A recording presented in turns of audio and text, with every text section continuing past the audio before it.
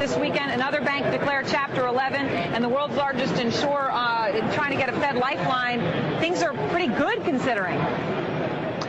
Well, I suppose in terms of the stock market, investors are afraid, Aaron, but I think in addition there's a technical situation, a technical unwind that's associated with Lehman. It's primarily in the credit markets, but it flows through to the stock markets, and that is that credit default swaps and interest rate swaps that were, basically part of Lehman's book are now invalid, and so all investors that dealt with Lehman and had positions with Lehman, and that includes the Street, that includes Goldman Sachs and Merrill Lynch, and includes PIMCO, now are scrambling to reinitiate those positions, and it produces lots of volatility, lots of uncertainty, and technical positions that need to be unwound. Do you have clarity at PIMCO right now about what your potential losses might be, who the counterparties are? I mean, do you know, or are you still trying to figure it out? No, we know exactly who our counterparties are. We know exactly how much we have on with Lehman. We came in over the weekend and determined that. Now, however, during the day, it's a process of unwinding those and repositioning those positions. And, in addition to PIMCO, there are billions and billions and tens of billions of positions that have to be reinitiated, and that drives treasury rates, that drives swap rates, that drives credit spreads, and that drives the stock market. Does this exacerbate the credit crunch? Will it get worse now? Well, I think it continues to get worse, Mark. I mean, credit markets worldwide are in the process of delevering, which in the absence of new capital leads to asset sales and lower prices and margin calls and further price declines. And last night's policy provisions were sort of private market dominated, including the purchase of Merrill Lynch and, of course, the bankruptcy of Lehman. Thank you for joining us. We do have Joseph Stiglitz for the next 30 minutes on the line with us. We're going to go to break in just a moment and come back with him. A brief biography of Joseph Stiglitz. Of course, he's a best-selling author. He's also known as one of the chief economist at the World Bank. In 1995, he did a report of the Intergovernmental Panel, and he won the 2007 Nobel Peace Prize. He was also part of a panel with the Nobel Prize in Economics for his analysis of markets with asymmetric information. So he'll be with us for the next 30 minutes. In fact, let's go ahead and just introduce him now. We're about to go to break in one moment. But my sir, a lot has happened since you were last on with us 6 months ago. Yeah, I'll say. It was a little bit predictable, though, and in fact, I probably, if you asked me, I would have said that I did not think the turmoil was over, and that I think it's going to go on for another year and a half, 2 years, the economic slowdown. Well, we did ask you that, and you did say 2 to 3 years, going from memory, and that it would deepen. Did you think it would deepen this fast? You can't predict exactly when these kinds of events happen. Yes, I actually did think it would be happening, I'd say roughly around now. And basically what's been happening is the cumulative effects. House prices have continued to fall. That means more defaults. That means more financial institutions are in deep problems.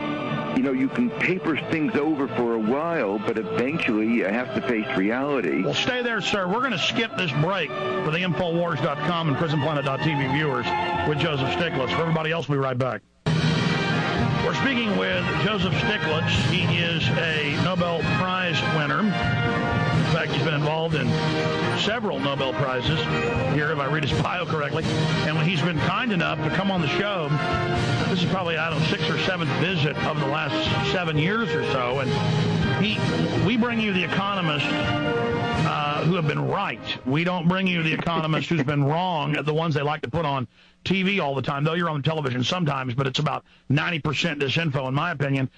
You were getting into the red flags you saw years ago and then going into this war, and why you've been ringing the alarm bells about really serious financial problems. So please continue.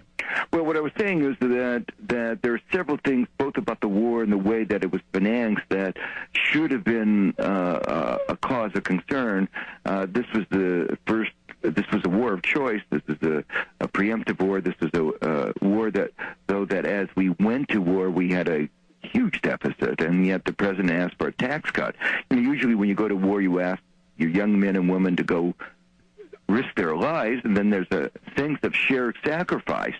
And the only sacrifice the president asked was for people to go down to the shopping mall. And there was actually a tax cut for upper-income Americans. Well, the piling up of debt has meant that should a problem occur, and a problem has now occurred, there would be less room for maneuver. We wouldn't be able to do anything. When we had an economic downturn back in 2001, we had a surplus of 2% of GDP, and that gave us a lot of ammunition to use to try to remedy the problem. Now, next year, we're expected to have the largest deficit in America's history. In 1 year, hitting $500 billion.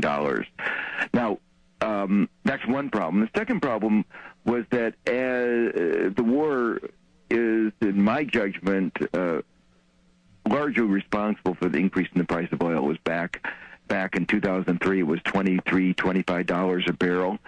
Futures markets understood that there was going to be increases in demand from China, from other places, but they believed that there would be a concomitant increase in supply from the Middle East. The war changed that equation, and now we have oil $100 a gallon. Now, normally, if a country is spending so much more money abroad, as we were importing oil from Kuwait, from Saudi Arabia, from other countries, it's going to weaken the economy. But it didn't seem to be happening. And why?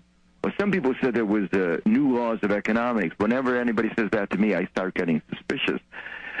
What was going on was very simple. The Fed decided to let forth a flood of liquidity, lax regulation. We got a housing bubble. The housing bubble led to a consumption boom. Savings in the United States went down to zero. It sustained the economy for a while, but we were living on borrowed money and borrowed time, and it was just a matter of time before something happened. And so when I looked at what was going on, how the economy continued in spite of the high oil prices, in spite of the war, it was clear to me, and I saw the housing bubble, and I saw what was happening to savings rate. It was, you didn't have to be a genius to say that there were problems around the corner. In fact, I saw that number in January of 2007, that it was the highest debt ratio for the average American and lack of savings rate, both, since the depths of the Great Depression. In fact, it was worse than late 1933. That's right. I mean, and that by itself should have been a sign of a problem. But there were even other signs. Housing prices were getting higher and higher as part of this bubble. But most Americans' income were stagnating.